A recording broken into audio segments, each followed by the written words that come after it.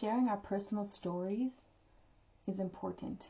Our stories of struggle, overcoming challenges, is important to share with others. It builds resilience. And as a people, we have a collective story in the Tanakh. We just completed the book of Bereshit, and we know a repeated theme there is the challenge for siblings to get along. From the very first siblings in history, Cain and Hevel, all the way through to the brothers with Yosef, we struggle. We struggle to communicate, we struggle to overcome differences, and we struggle with jealousy. That's the beginning of our story. And it continues throughout Tanakh, where the very last of our prophecies, in the time of Shivat Zion, the return to Eretz Yisrael after the first Churban, we have the prophecy of Zechariah, one of the last of our prophets. And the question arises if we should still fast, the fast related to the destruction, to the Churban. And the response given is very clear. Hashem says in Perek Zayin of Zechariah, Ko amar Hashem tzvaot lemor, Mishpat emet shvotu, v'chesed v'rachamim asu, ish et achiv. We are meant to act with justice, with truth, with kindness, with mercy, as siblings who learn to get along. We just had a Sara Tevet, and we're still fasting. We haven't yet internalized the lessons of our Tanakh, the lessons of our story from Bereshit, from the beginning until the end. This is the message.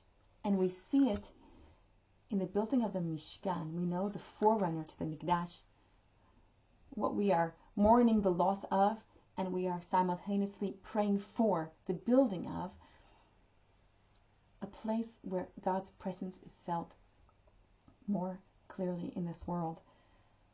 The very foundation of the Mishkan is one where siblings get along. How so? When the Psukim in Shemot, Perek Vav, are talking about the infrastructure of the curtains, the Yeriot, and the beams, the Krashim, a very interesting phrase is used. It talks about the connecting of the infrastructure with the phrase, how are they connected? They're connected, Isha el achota, as a woman to her sister. Siblings getting along, the bond of sisterhood. We have this as well with the Kruvim, these images atop the golden ark, facing one another, and there the pasuk says, Ish el achiv, as two siblings. This is the place where Hashem communicates from. The siblings need to communicate in order for Hashem to communicate to us. We need to find a way to have peace. Zechariah tells us in Perek Chet that these days of mourning can become days of joy and celebration if we can love truth and peace. And the truth is that we are a family first and foremost. As much as we're a nation all over the globe, we are a vast people who have great diversity, but ultimately we're a family. That's the truth. We're a family, and we need to find a way to have peace. When we can have internal peace, then our enemies will not have as much power over us. Winston Churchill once said, when there is no enemy within, the enemies outside cannot hurt you.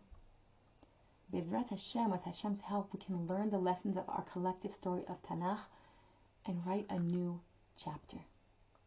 This message of the stories can also be seen with a literary analysis which is addressed in the essay that goes with this Tevet article, where the story of the Nevuah of Yecheskel, the imagery there, is compared to the imagery seen in Shoftim Yotet and Shmuel Aleph, Perek Yud Aleph, a tikkun, a revision, a story where instead of being disparate parts, we find a way to unify against an external threat.